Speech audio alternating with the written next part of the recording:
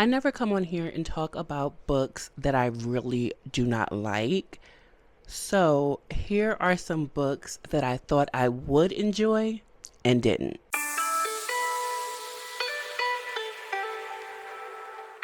Welcome back to Reading Sprints and Chai Sips. Do you like my green tinged fro? Right, so do I. I don't know why it's green and tinged, so that's neither here nor there, okay? Back to the topic at hand. Stay on track. So, I don't usually come on here to discuss the books that I did not like and heavily tell you why, because I just didn't like them. And I don't like to bash authors or books, and some people cannot differentiate between the two. That you disliking a book does not mean you dislike an author. And it should be something that's self-explanatory, but just because it's common sense to you doesn't mean it's common sense for everyone, right? So if you're new over here, don't forget to like, comment, and subscribe. And if you're an oldie but a goodie, also like, comment, and share all of the things. But let's get into the books I thought I would enjoy, and I'm going to tell you why I didn't. We're going to start with June 1st by Jennifer Hartman, and I talked a little bit about this in a short form content video, but let's go deeper into it just a little bit, not to harp on it too much. I read Still Beating by Jennifer Hartman, and it was recommended to me by a reading bestie on TikTok by the name of Whitney, and we buddy read it together. You can ask her. I kept saying, Whitney, I don't know, girl, I don't know about this because it was so dark, right? I ended up enjoying the book. If you can, like I always say, if you can call it that, because there wasn't nothing happy about that book, but it was good for what it was. Moving forward into June 1st, which is slowly approaching, or fast, because it seems like May and April are going by really. April went by so freaking fast, and May is catching up as well. So June 1st will be here soon. I just hope it's not the one in this book. This book is more told from the MMC's point of view, which I actually enjoyed, because he was a kid who his parents, whose home wasn't as happy as it should have been. And there is something that happens in that home. I'm not going to tell you just in case you still do want to read this. Something happens in that home which leads him to have to live with his little best friend and his best friend's family, right? He had wanted a baby sister, and after what happened in his home, he could not have a baby sister, but his best friend, his mother and father, they had a baby sister. His mother was pregnant. They had a baby sister. And then our MMC went to go live with them. He always felt like, because I wished upon a star for a baby sister, and whatever happened to my family happened, I think I got June instead, which is the baby girl next door. I think I got her instead, and because of that, I have to protect her. I won't let anything happen to her the way, it kind of happened to me. Oh my God, that's so sweet. But he is, in fact, I want to say 7 years older than her, and he is 100% a protector of June and not in love with her in the least, right? At all. It's not until she becomes about 16 or 17 that he starts having feelings, and he doesn't know why.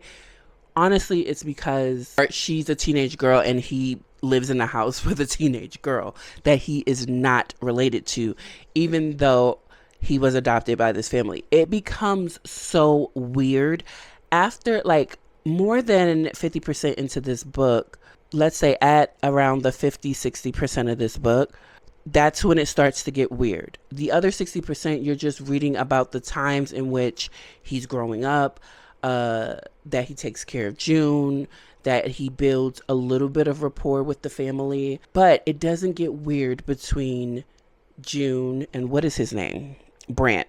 Yeah, he's 6 years older than her. Brant. It doesn't get weird until about 60% of this book. But also, right before it gets weird, you as the reader are stuck with the thoughts that something is about to get weird. Hello, it is a Jennifer Hartman. It's going to get weird. Or it's going to get bad. Even worse than it did starting off, right? So I was sitting here and I'm like, I don't see how these two can be together when everyone is considering everyone else, siblings and family. That's where it gets weird. And I think people have the idea of taboo misconstrued. Okay, so if we are not blood related, we are not blood related. Yes, we can in fact be together. But if we look at each other like brother and sister, and we say to other people, that's my brother and that's my sister, we then are related. Therefore, for this book's taboo premise, it is brother and sister romance. Who wants to read? I'm guessing you guys want to read that. I don't. So when I thought I would like this, that's why I thought I would like this, just because I read Still Beating and I'm like, okay, I know it's going to get dark, and at the end of it, I might come out liking it. I did not. I gave this book, I think, 1 or 2 stars. It is not a book that I am even keeping on my shelves. You can find this and all the rest of these books on my Pango if you want them.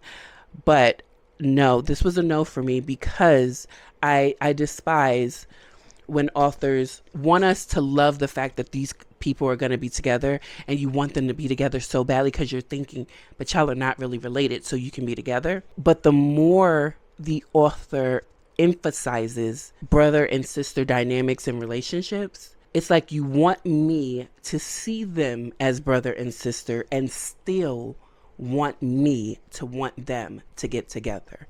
That's weird. Let's not write those anymore. Next up, we have Kate Alice Marshall's A Killing Code.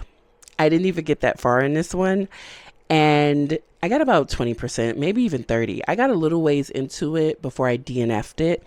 Basically, what this book is about, let's go there. A girlfriend and boyfriend are invited to the boyfriend's family estate for a week or something like that. She agrees to go with her boyfriend when he asks her, hey, you want to meet the fam?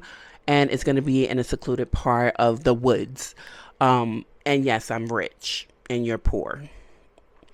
She agrees to go. Right after she agrees to go, she gets an anonymous text message that is like, he's not who he says he is, and neither are you, and I know the truth. And instead of saying, you know what? No, honey, guess what? Work. Honey, guess what? School. Honey, guess what? I broke my ankle. Like, come up with any excuse not to go, she still goes. And that already pissed me off. And then a little into the book, she finds a picture. A little more into the book, she finds out that he knows a little bit about who she is, because he actually went looking for her when they actually met to become boyfriend and girlfriend. She did not know that, and she's still there. And it just wasn't for me, because I don't like in a thriller when you put yourself in circumstances and you want me to root for your dumbass decisions. That doesn't work for me personally, but it might work for somebody. It doesn't work for me. Here's a book that I actually did finish. Alice Feeney's Beautiful Ugly. The cover is amazing.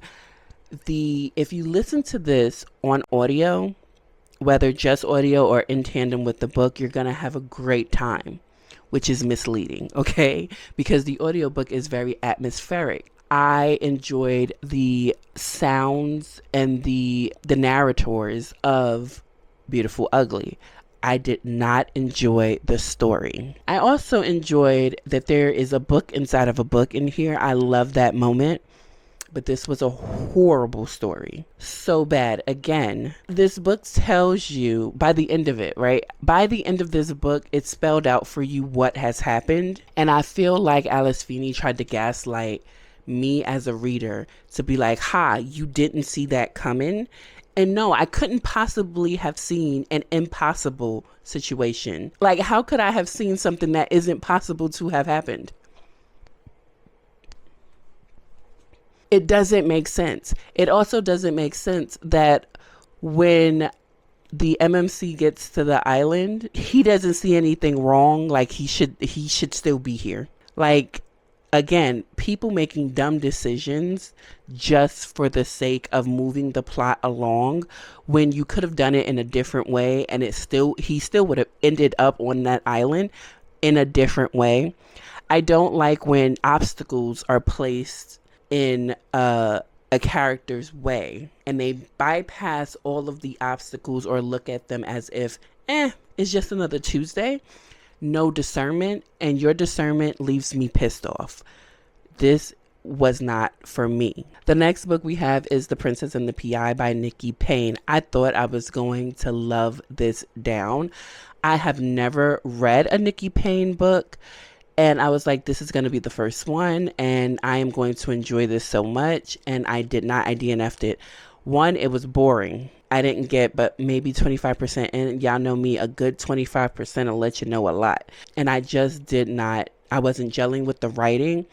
And it also gave that our FMC is, I want to say Nigerian, but I also just want to say of African descent, because I like straight from the motherland African descent, because I don't remember what country in Africa she is actually from. But she kept saying things like, you know, the way African Americans say it and the way African Americans do it. That gives me the ick times 1,000. And I was pissed off. Very pissed off. So DNF. Last but definitely not least is The Predator by Runix. I thought I was going to love this down just because, again, I love an indie romance and book. But I finished this. I did, in fact, finish this. I will not be continuing in the series. So this is a DNF series, not a DNF book, but a DNF series. I will not be continuing. But this book did not do it for me because there is nothing to this story. This is a mafiosa kind of story, romance book where we hate each other so much, but immediately he sees her and he's in love. We do know that there is a backstory to that on why he feels so strongly for her, but she doesn't know it. Why do you hate him so much? It doesn't make sense. Plus, the way that she is characterized in this book to herself, the way she characterizes herself, explains and describes her own looks. And we know that most people, men and women alike, are visual creatures, right? So we look at something and we like it. We look at food and says, that looks delicious. It might not be delicious, but it looks delicious. He is handsome. He might be an ass, but he is handsome. She is beautiful. Those kind of things. And the way she is described is like a big tittied, frumpy bodied, not cute in the face looking ass bitch. And I'm like, I don't care what history we might have had when you was a baby and I was like 5, but you looking like that today would not catch my eye. Now the sentimentality might be there, like, oh my goodness, I knew this person since we were like little kids, so you know, it could be a thing, but not if you come to me looking like how she's described, like she's a nobody just with designer clothes and an air of sophistication, like an air of I belong here, but you look like Humpty Dumpty sat on the wall, and after he fell you were still you. Like, no, it was a no for me. And that just gave me the no. And the fact that she has nobody, when I say not a friend, not a lover, not family, but she's like, and I'm still here in my daddy's house because I have to be, but I don't have to be. I could leave. I would just have to hide. He would just have to find me. And I'm just like, girl, if you're going to stay, shut the fuck up. And if you're going to leave, go quickly. Go quickly. It pissed me off. So it was a no for me. Like I said, these books will be on my Pango if you are so inclined to purchase them. They're not expensive, but they're on the Pango if you want them. I just did not feel inclined to continue or like these books. I only finished to completion 3 of them. Yeah, 3 of them I finished to completion, and the other 2 I DNF'd. We've come to the end of this video. Don't forget to like, comment, and subscribe. Let me know if you've read these books, if you like these books. Which ones are you still inclined to read? If you haven't, which ones are on your TBR? Let me know all of that in the comments, and I will definitely see you all in the next one. Bye.